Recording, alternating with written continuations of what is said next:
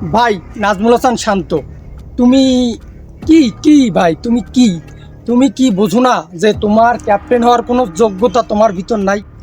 একটা দেশের একটা ক্যাপ্টেন হতে গেলে যে 11 জন প্লেয়ার মেনটেন করে মাঠে সঠিক ডিসিশন নিয়ে একটা ম্যাচ বের করতে হয়, কোনো ধরনের কোনো যোগ্যতা কি তোমার আছে? তুমি ক্যাপ্টেন হয়ে বসে আছো কার বলে, কার কারণে, কিসের শক্তিতে, কেন তুমি ক্যাপ্টেন হইছো? বাংলার জনগণ এটাই জানে না।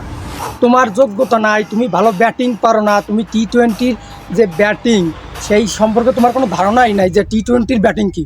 তুমি যে ব্যাট করো ওটা হলো পাড়ার ক্রিকেটের টেস্ট খেলে, পাড়ার ক্রিকেটেও তোমার থেকে ভালো করে। পাড়ায় গ্রাম অঞ্চলে যে খেলা হয় সে জায়গাও 20 ওভারে 200 রান হয়, আর তুমি 20 ওভারে 45 রানের টার্গেটে নিতে পারো না। তাও কারা?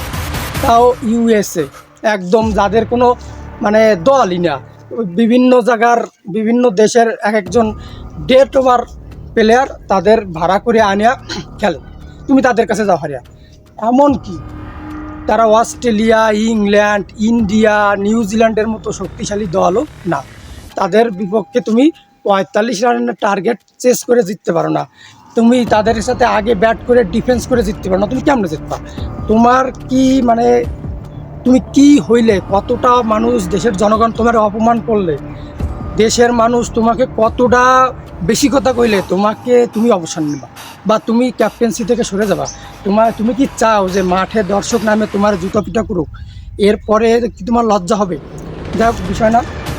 কালকে টোটাল খেলাই আমি দেখছি, টোটাল খেলায় একটা জিনিস বুঝছি, টি-20-তে বাংলাদেশ দল নামিবিয়া, ইউএসএ, নেপাল, কানাডা এদের থেকেও খারাপ।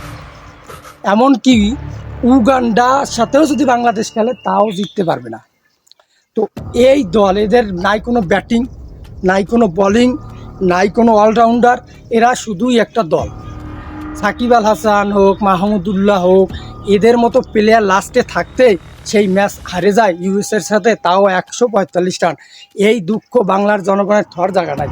আর নাজমুল হাসান শান্ত ভাই, তুমি অবসর নিয়ে নাও, অথবা তুমি ক্যাপ্টেন্সি থেকে সরা ক্যাপ্টেন্সি অন্য কারো উপর দিয়ে দাও। তোমার দ্বারা ক্যাপ্টেন্সি হয় না ভাই, তোমার সেই বোধই নাই যে কী করে ক্যাপ্টেন হওয়া যায়। তুমি লাস্ট ওভারে বলে দিছো মাহমুদুল্লাহ রিয়াদরে, কী হয়েছে? এটা কোনো কথা? তুমি ব্যাটিংয়ে নামছো, একটা সিঙ্গেলের উপর খেলায় গেছো, কোনো বাউন্ডারি নাই, কিছু নাই, স্ট্রাইক রেট 100 নিচে, লাস্টে কী হলো? লাস্টে ম্যাচটা হারিয়ে গেলাম। বাহ বাহ চৌধুরী ভাই, বাহ।